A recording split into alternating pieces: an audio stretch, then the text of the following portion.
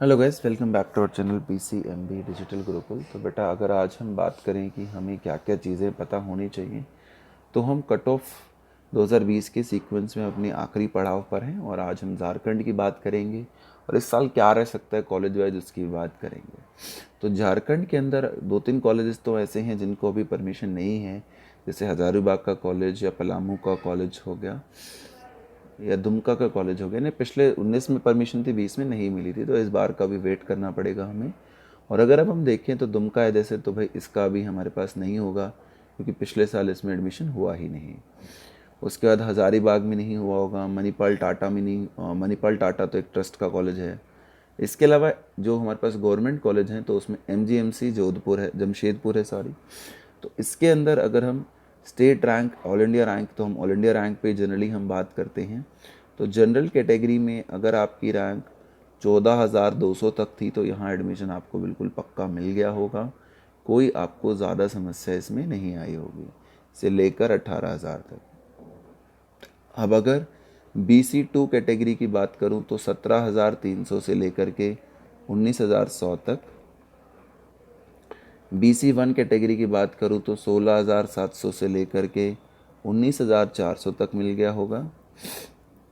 EWS category की बात करते हैं तो 23,400 से लेकर के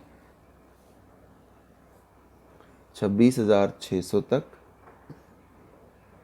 उसके बाद SC कैटेगरी की अगर इसी कॉलेज के लिए बात करते हैं तो 1,05,000 के आसपास तक जनरली एडमिशन मिल जाता है।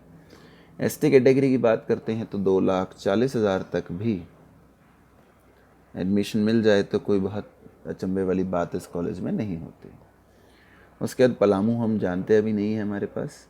अगर अब इसके बाद हम बात करते हैं SNM Pataliputra medical college Dhanbad की, तो भाई पाटलिपुत्र मेडिकल कॉलेज धनबाद में जो हमारी कट ऑफ जनरली जाती है उसकी हम बात करते हैं तो जनरल कैटेगरी में 16,800 से लेकर के 18,600 तक। BC2 कैटेगरी में 17,600 से लेकर के 20,200 तक। BC1 कैटेगरी में 17,000 से लेकर के 20,000 तक। EWS कैटेगरी में 20,900 से लेकर के 23,000 तक। SC कैटेगरी में 1,10,000 से लेकर के 1,47,000 तक। ST कैटेगरी में अगर हम बात करते हैं तो 3,16,000 से लेकर के 3,52,000 तक। ये हमारी जनरली इस कॉलेज में रहती है।